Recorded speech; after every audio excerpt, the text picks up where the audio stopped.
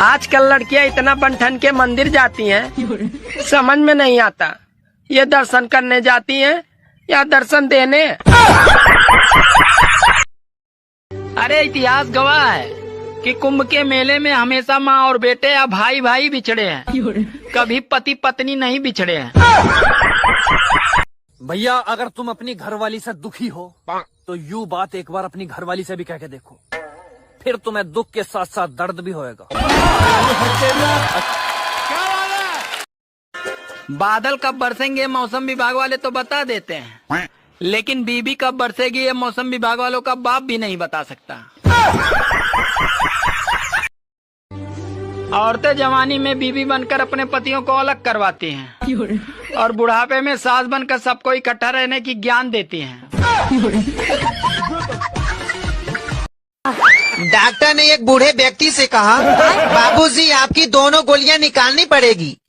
बूढ़ा व्यक्ति, निकाल दो बेटा, जब रिवॉल्वर ही नहीं चल रहा तो गोलियां किस काम की। हाँ।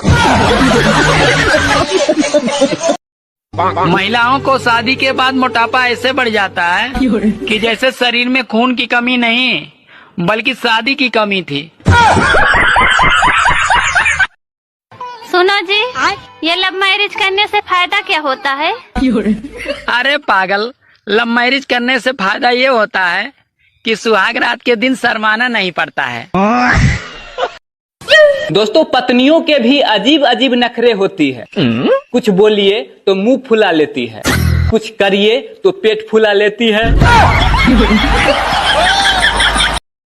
दोस्तों साली और घरवाली में एक ही अंतर होता है, साली जूता छिपाकर पैसे मांगती है और घरवाली जूता दिखाकर। एक आदमी बाबा जी का सत्संग सुनकर आया और घर आके अपनी बीबी को घर से बाहर निकाल दिया और फिर उसने नौकरानी से शादी कर ली। तो रिश्तेदारों ने पूछा, अरे तुम ये क्या कर रहे हो? तो आदमी बोला, अरे बाबा जी ने कहा है कि तुम माया को छोड़ो, शांति के साथ रहो। सुनो, हाँ? मुझे एक बात समझ नहीं आती, भगवान ने अगर बीबी बनाई तो फिर मच्छर बनाने की क्या जरूरत थी? दो महिलाएं आपस में बात कर रही थी कि बहनी आज मेरी तबीयत बहुत खराब थी, न कोई दवा न कोई ताबीज काम आया, तो मैं फोन करके पति से लड़ी, तब जाकर थोड़ा आराम आया।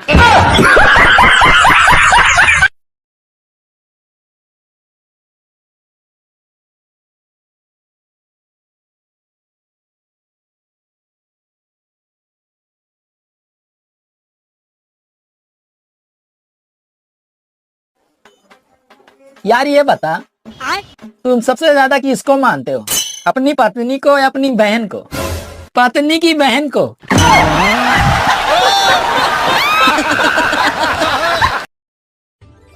आज मैंने अपनी बीबी से पूछा क्या कर रही हो?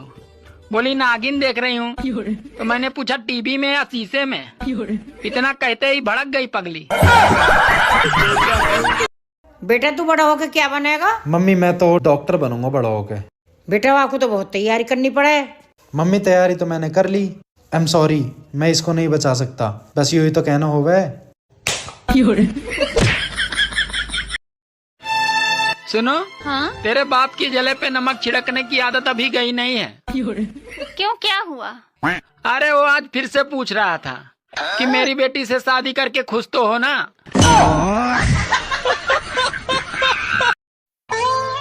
सुनो जी, मैं तुम्हें कब सुंदर लगती हूँ?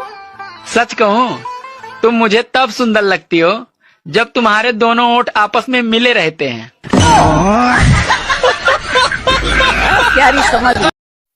शहर वाले जितना अपने प्लाट पर घमंड करते हैं ना, उतनी जमीन पर तो गांव वाले अपनी भैंस बांधते हैं।